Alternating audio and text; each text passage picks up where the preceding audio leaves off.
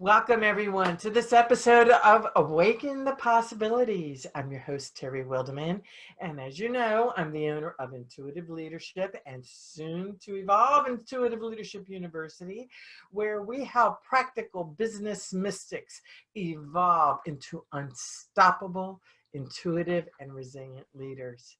I have a great guest today, and you know I only bring you great guests, and she is Dr. Sheri Rosenthal. This woman is spectacular, and her story is so key to what is happening during these challenging times. So if you're thinking of changing careers and you're not sure if, should, could have, blah, blah, blah, all that goofy stuff going on in your head, let me tell you that Sheri's story is going to really help you take the first steps to marching, leaping into the changes that you are meant to make in your life. I guarantee it, because this woman is a flaming rock star. So she is known as one of the most sought after retreat strategists, and she is an amazing teacher when it comes to retreats. I know, I'm one of her students, and she is the owner of Journeys of the Spirit Travel, a boutique agency specializing in the planning and management of group travel. Through her Wanderlust Entrepreneur community and her signature course, the Retreat Blueprint Program, she has taught thousands of facilitators how to design exceptional, experiential retreats that allow them to stand out in their niche. She loves helping clients plan, fill, and profit from transformational retreats that change lives in a huge way while adding serious income to their bottom line. And what I will tell you is that these retreats, folks, can be done locally and internationally once we get traveling again. And virtually. And virtually, which is where I'm shifting now. I'm taking my retreats virtually. So welcome, Dr. Sheri Rosenthal, to the Awaken the Possibilities podcast. I am thrilled, my dear, to have you here. Terry, you know how excited I am and how thrilled I am to be with you. So we've got lots of stuff to share with everybody today. So yeah, let's go for it. We do. Okay, so Sheri, you are a doctor. A doctor. Can you talk with us about your medical background for a moment, please? Sure. So I practiced medicine for 18 years, and I actually ran a surgical residency program where I trained people to do surgery. And I actually never wanted to be a physician. I was a good physician. I think I'd probably be good at anything I did. And I do like helping people. I'm a helperpreneur, but this was more of what my parents wanted for me than what I wanted for me. So I had tried actually 3 times to leave medicine. And finally, the third time was the charm, as they say. And I left not knowing at all what I was going to do, and I saw an advertisement, you could say, from Don Miguel Ruiz, who wrote the 4 Agreements, which you're very familiar with. Yes. And I went on a retreat. Never had gone on a retreat before, didn't know anything about retreats, and that first retreat totally changed my life. Nice. And it changed the entire direction of my life. But it was that leap of faith that opened up the door to something more. I had already put my practice up for sale, and without knowing what I was going to do.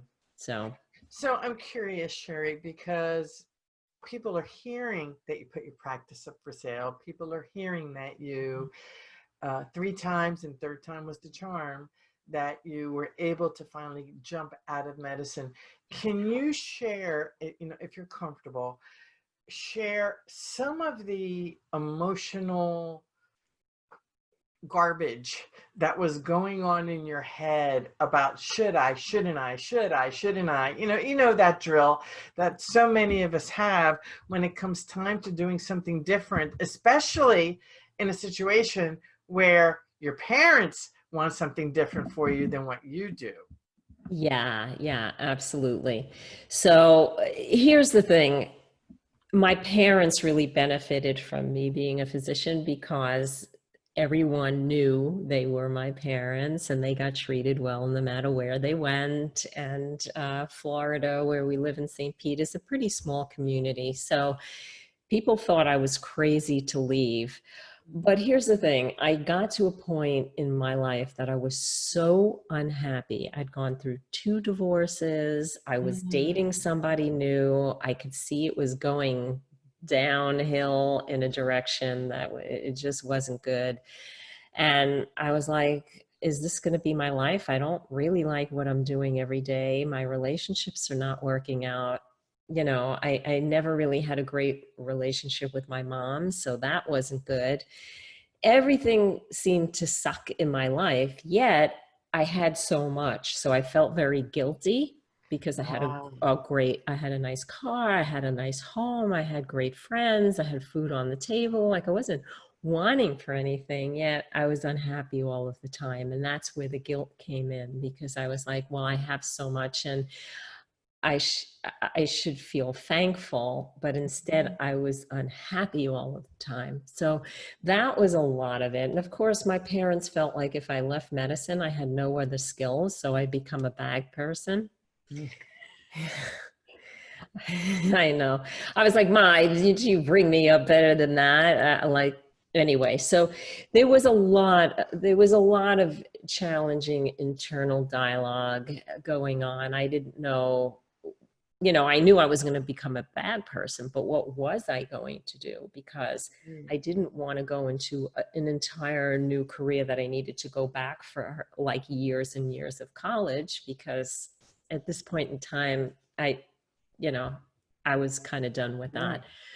And so I had no idea what direction I was going to go. Luckily for me, because I sold my practice, I had income coming in from the sale, which gave me space to be able to say, okay, I don't have to make a decision right now, but I'm going to eventually soon, because the money is going to run out and I have to do something. What was it though? I'm going to like to take a step back. Sure. What was the final straw that put you over the edge to leave medicine? Well, I actually had a really interesting practice, and I really connected with my patients. That's what built my practice so fast in St. Pete. Uh, and many of my older patients, I would just tell them how I felt about things, and we'd chat while I was working on them or whatever. And all of them said the same thing, especially my really old patients. They would always say, Sheri, I would not want to, they used to call me Dr. Sheri. We don't want to lose you, but if you feel called to do something else, do it, because you don't want to get to my age and not have lived your dreams. And I would just hear their regrets. They would often say, I wished I would have done this, or I wish I would have done this, but I didn't have the opportunity. You do. Go and follow your dreams. So it was really more my patience that kind of gave me that push to follow my heart. What a gift. Mm-hmm. What Yeah. was there one patient specifically that finally tipped you over? No. Just It's all of them together? Yeah, it's just a combination of things, and just realizing that I was being insane because I was just doing the same thing over and over again, hoping for a different outcome. And there was not Yeah. going to be a different outcome because I was just doing the same thing. Nothing was changing in my life, really. Got it. Got it. So you sold the practice. You Yes. followed your heart. You listened to those amazing people. Your Mhm. parents, how happy were they or unhappy? Oh, my sister didn't talk to me for a year. She thought I was Wow. crazy as a loon. Yeah. So, but yeah, I know it became really clear after that first retreat with Miguel. So what happened was I put my practice up for sale in November. The trip with Miguel was in April. it's very rare to sell a practice immediately. My practice sold basically in a month. So I knew Wow. it was meant to be. And then I just, during my April break, when I normally would close the office for like Easter, Passover time, I went on that retreat. And that retreat, I knew what I needed to do, which Would was, you give us a little detail on the retreat and who it was with? Because this is so cool. I know, it was with Don Miguel Ruiz, as I said, who wrote the Four Agreements. And what happened on that retreat, Terry, was basically this. The retreat didn't change my life per se. It made me realize that there was nothing external to me that was the issue in my life. The issue in my life was me and my thinking and the way I was choosing to see my life and structure my life. And so what I recognized at the end of the retreat is that I need to spend time working on me so that I just take everything down and rebuild my life from scratch so that it was what I wanted, not what I think society should have me doing, or my parents or my sister or anyone else for that matter, but just to look within and see, why are my relationships failing? You know, why am I unhappy? And take responsibility for that. And so I ended up studying for 8 years with Don Miguel and running his business for 2 years, because once I was working with him for a while, his business manager left and he needed somebody new. So then I was running all his workshops and retreats, and that's how I ended up learning the business. And being around him and working for him for 2 years, I just cried for 2 years because he kept reflecting back to me the way that I was thinking about things. And it was so upsetting to see, like, you know, you realize that you're a victim of your own life, even though you don't think you're a victim, you kind of are. And Yeah. so taking responsibility for that was challenging. And coming out of that allowed me to open the travel agency and start teaching also the Four Agreements. I ended up writing a few books. And I did that for 10 years until I reinvented myself again. And so what I learned is that nothing is permanent, right? Because we're always in that process of evolution. Yes. And to allow myself the space to keep reinventing myself as needed, and that it's okay. And I don't have to answer to anyone about that. So, Sheri, I'd like to ask, we often talk about reinventing ourselves. I talk about my evolution and from my 20s to now. And one of the things I always share, though, even though we talk about we are reinventing, all of our skill sets still come through for us Mhm. in each transformational stage of our lives, does it not? Yes, absolutely. I always like to say you have to take all that you are and put it in all that you do. Mhm. And it's very interesting to see, even in this business now, which is new from 2014, Wanderlust Entrepreneur, that it's really using all of my skill sets, even my medical skills. Is Exactly. everything, my Four Agreements background, my medical background, everything from what I learned from Miguel. And it all comes together, and it's very fulfilling when that happens. And oftentimes we can't figure out how to take all of these different parts and make it into something that is a unique expression of ourselves. But really, if we take the time and go within, the answers are always there. Absolutely. One of the things that you said that I want to roll back to a little bit Sure. was that Don Miguel, every day you were crying because he was reflecting back who you are. Feedback can be challenging, and we can be very, very resistant to the things that are right here. I know for myself in 1992, when I read my first disc profile, and the audience has heard this story a few times, I'm reading the report and going, that's not me, that's not me, that's not me. And, no way, that is not me. And 2 weeks later, I went back and read it and I went, oh, I did that, and I did that, and I did that. And I'll tell you, it was a real smack in the face. Yeah. Mhm. And, you know, what about that resistance piece? What do you think we need to get rid of, or at least release and let go of the reins to, in order to be able to take the feedback? Or what did you at least need to do to take the feedback that Don Miguel was giving you? Because that constant feedback can be wearing. Oh, it was wearing. It was wearing.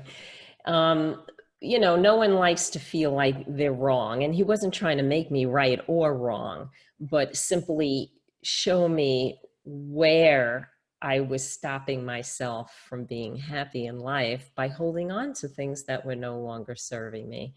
And it is really challenging. A resistance is one of the best ways the ego mind has to continue to keep the current structure in place. So it's really a process of dying to yourself, so to speak, and let all of that go so that the real you can come through. So it's challenging. You have to first have awareness that there is an issue before you can want to change it. So when you start seeing that things are not, I recognized that things were not working for me, yet I kept defending my right to be the same way. And so that's the insanity that Miguel kept reflecting. And from big things to the teeniest little things that Wow. you don't And think how make a much of difference. it can you look back on and say, this is how I was brought up? Yeah, of course. I mean, it's just for me, the ego mind is just a program. So when I hear my internal dialogue, often now I'll just say, thank you for sharing.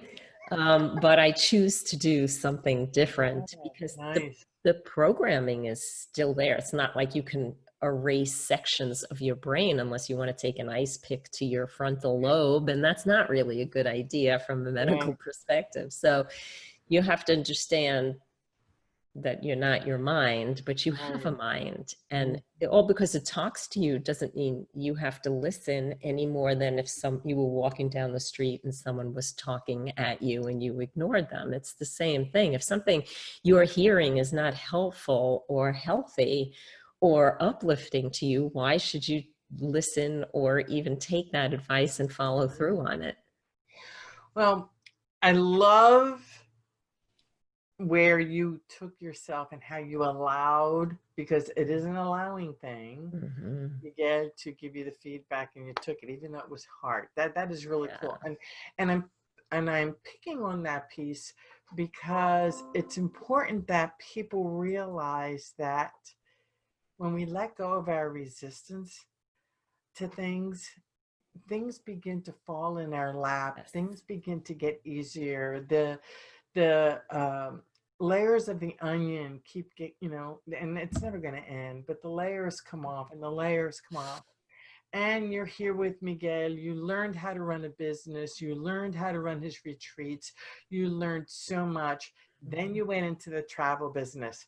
That's what I want to hear. How did you go from running retreats with Don Miguel Ruiz and getting into the travel business?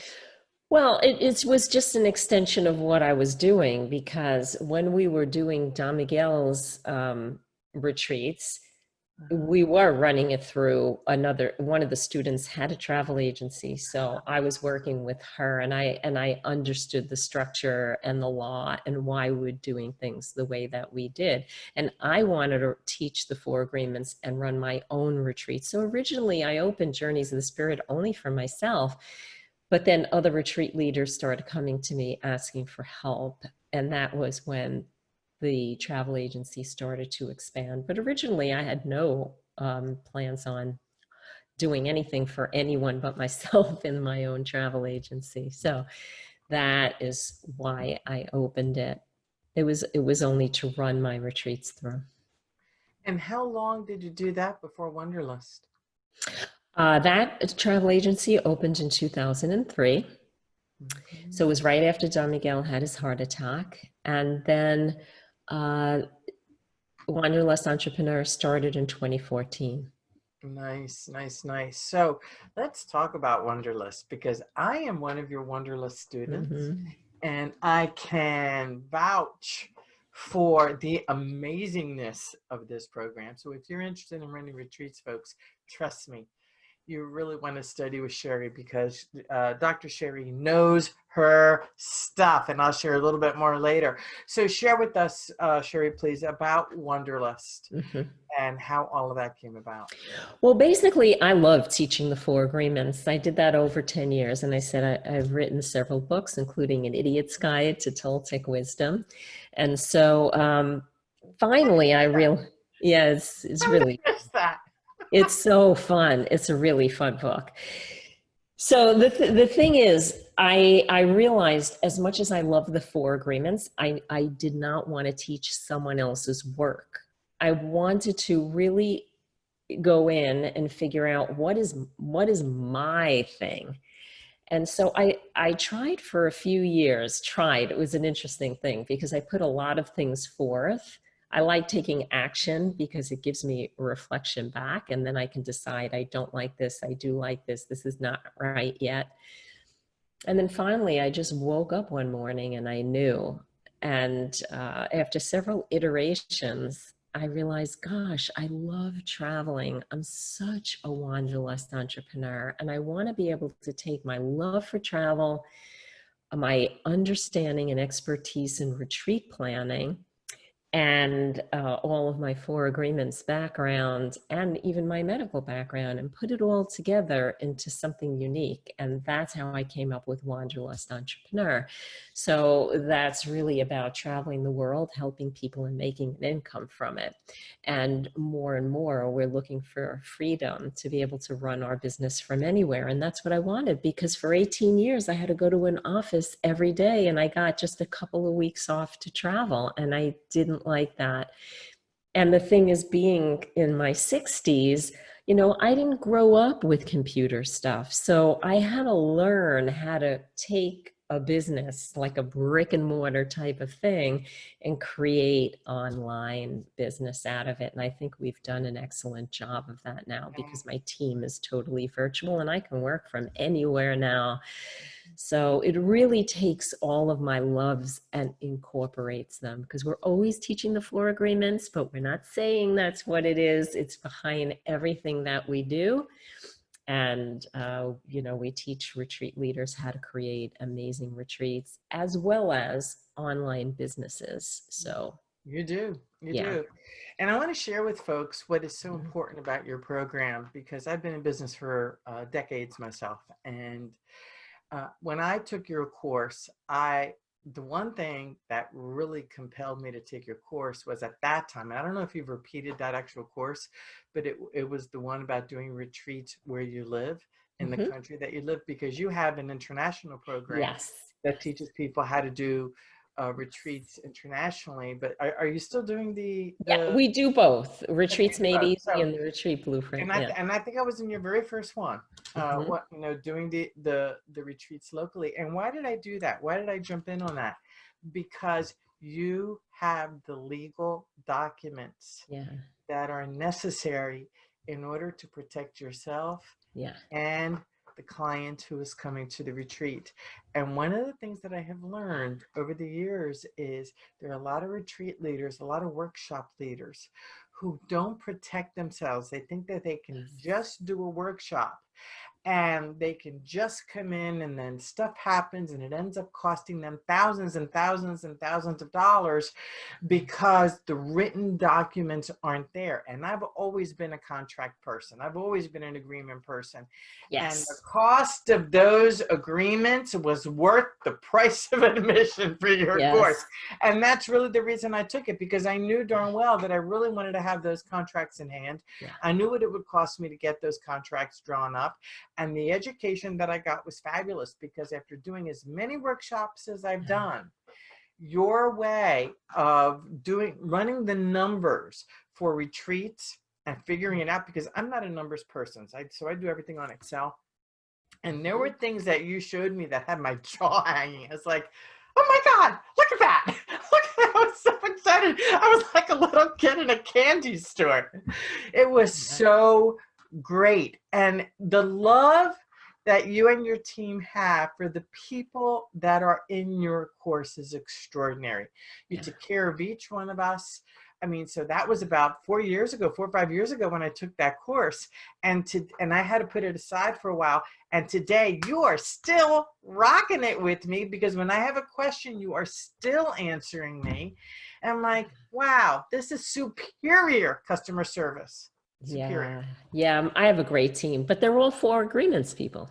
Of course they are. So Megan, I hired her to work in Miguel's office, back in 2001. So I've known Megan, Brant, and Leo for over 20 years, right? I didn't realize that. Yes. Now it makes so much sense. Yes, exactly. And Melanie, who's one of our coaches too, she also trained under one of the students like us that trained with Don Miguel. So we have a really intense for agreements culture in the business. And I think that's what makes our people so amazing. They really are amazing. And the support in the Facebook group, the support in, like I said, the classroom. I am now jumping into doing my internet retreats, and here we are talking about this. I mean, there are no mistakes. No, of course there are not. No mistakes. And I'm so excited that you finally got here, because we've been talking about this for a while, having you on the show. I know, I'm so excited. And the timing is just fantastic, because folks, if you're really looking to make a shift, if you're looking for something unique, even if you don't want to do a retreat, but you're looking at creating a workshop that may be multiple days, but you don't consider it a retreat, what I can tell you is Dr. Sheri's team, she and her team know what is involved legally in order to get things rocking and rolling and protect you. And I highly, highly recommend the course, because I don't see anybody else, by the way, right now who is teaching course development, including those contracts. I have not seen it. And I've been in a lot of programs recently, and not one of them is, and of course they've been in-person contracts, but none of them have talked about that. And I believe it's a real missing piece to delivering a in-person workshop. I want to talk to you more about the online workshop. Why don't we do that? Can you talk about the online retreats and the legal ramifications that are involved? Because I don't think people get it. Well, when you're doing live in-person retreat and someone is coming on property, there are so many liabilities that happen. Of course, there's the liability of that you're sharing information that could have an effect on the person. And when you go on retreat, then there's the physical issue. Should they be injured or get sick or die, or in person is a totally different thing than, of course, online, because online there's less liability. It's not like someone's going to fall on your property, and the general liability is not so much there. The professional liability, though, is, because whenever you're sharing advice with somebody else, that comes under professional liability, and you need to make sure you're properly insured for that. And that goes just in your business. Any helperpreneur of any kind needs to make sure that they have professional liability insurance. And normally any professional liability insurance is also going to have a general liability component to it. But of course, when you do in-person retreats, there's another level of liability that you should have retreat insurance on top of it, because there are things that happen on retreats that general and professional liability insurance don't necessarily cover. So it's those little nuances. But I think right now, because we can't really travel, doing virtual retreats allows you to simplify a lot of things, because people are basically on Zoom with you. So then you're really looking at more of a professional liability issue than anything else. Brilliant. Well, Dr. Sheri, you have been an amazing guest. How can people find you? They can come to wanderlustentrepreneur.com, and we have a really great ebook for them too, that we could share the link once the podcast is out, Terry, and I gave that to you Yeah, to share with everybody. So absolutely. So it'll be underneath the video. yes, absolutely. So it's going to give them a little breakdown on how to think about getting into retreats and creating 5-figure retreats in their business. And it's going to be really helpful for anyone actually who's already been running retreats and also for our newbies. So that'll be a great Well, gift. again, thank you so very much. Your story from beginning to end of jumping from the medical to workshop and retreat deliverer for another person, and then creating your own business. Yeah. You know, it's almost like 3 different parts of your life that have come together in a very powerful way, where you are serving humanity the way you are meant to be serving humanity.